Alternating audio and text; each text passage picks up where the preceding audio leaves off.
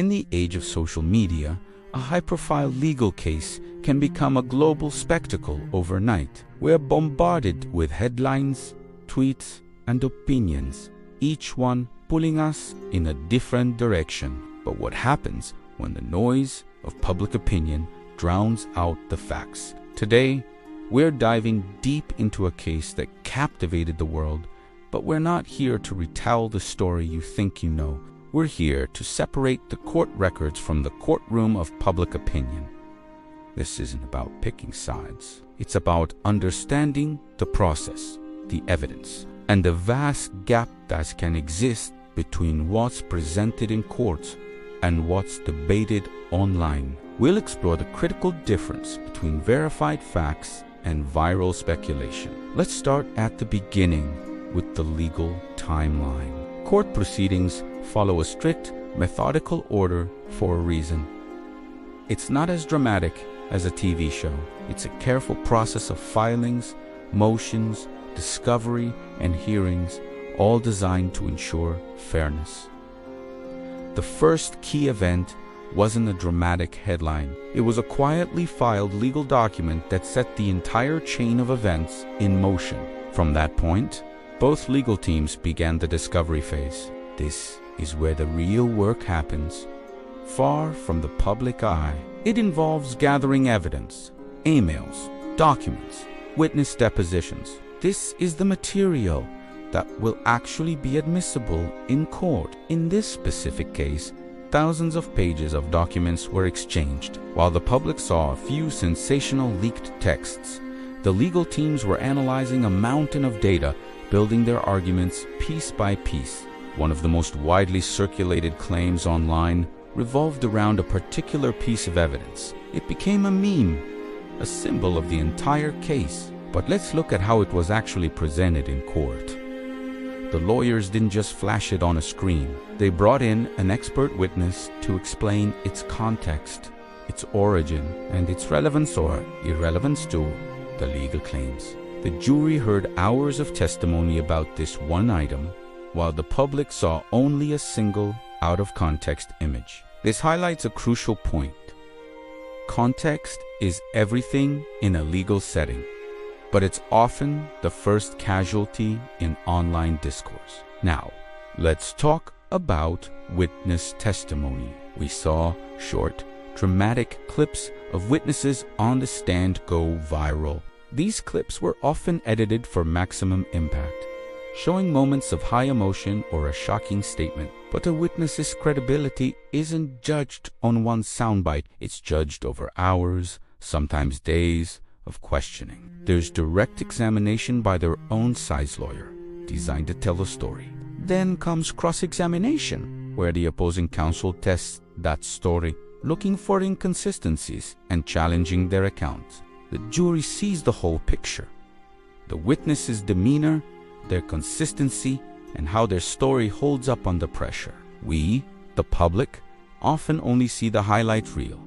curated by algorithms to generate clicks and engagement. Another key aspect is evidence that was never even presented to the jury. Both sides often have evidence they want to introduce, but the judge can rule it inadmissible. This could be because it's irrelevant, overly prejudicial, or obtained improperly. Online, disband evidence becomes fuel for conspiracy theories. People claim the court is hiding the truth, but these rules of evidence exist to protect the integrity of the trial and prevent the jury from being swayed by information that is legally sound. For instance, in this case, a significant amount of evidence celebrated by online commentators was never shown in court because it failed to meet the legal standard. It wasn't a cover-up.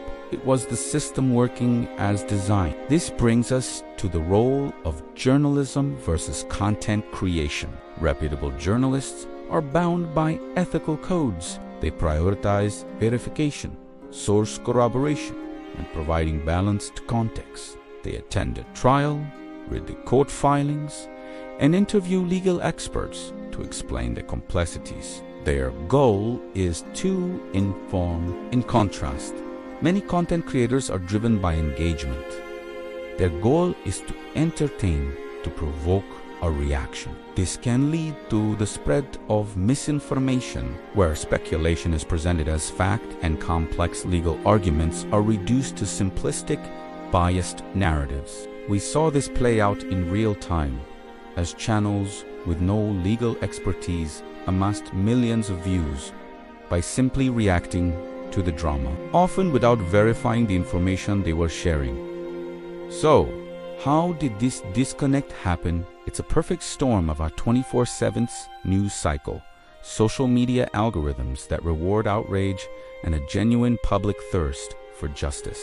We all want to believe we can see the truth clearly, but the legal system is intentionally slow and methodical. It's designed to be insulated from the passions of the moment. When a case moves from the courthouse to the internet, it loses that insulation. Every piece of information becomes a weapon in a battle for public opinion. The verdict delivered online often comes long before the jury has even been selected. What can we learn from this? It's a powerful lesson in media literacy. When you see a shocking headline or a viral clip from a trial, ask yourself some questions.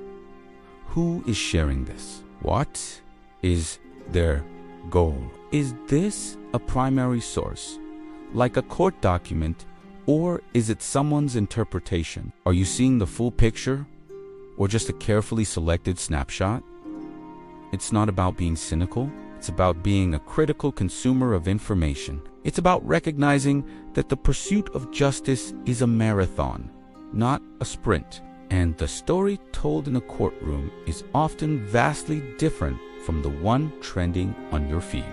The truth in a legal case is found in the totality of the evidence, not in the virality of a moment. As we look back on this case, the real takeaway isn't about who was right or wrong. It's about the process itself and our responsibility as citizens in a digital age. We have a front row seat to major events like never before, but that access comes with the challenge of discernment, supporting responsible journalism, questioning our own biases, and demanding a higher standard of evidence.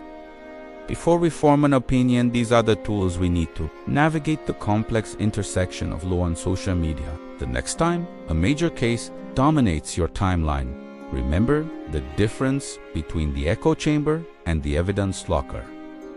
Thank you for watching this deep dive with us. If you found this analysis helpful, please consider liking this video and subscribing to our channel for more content that looks beyond the headlines. We'd love to hear your thoughts in the comments below, but let's keep the discussion respectful and focused on the process. See you next time.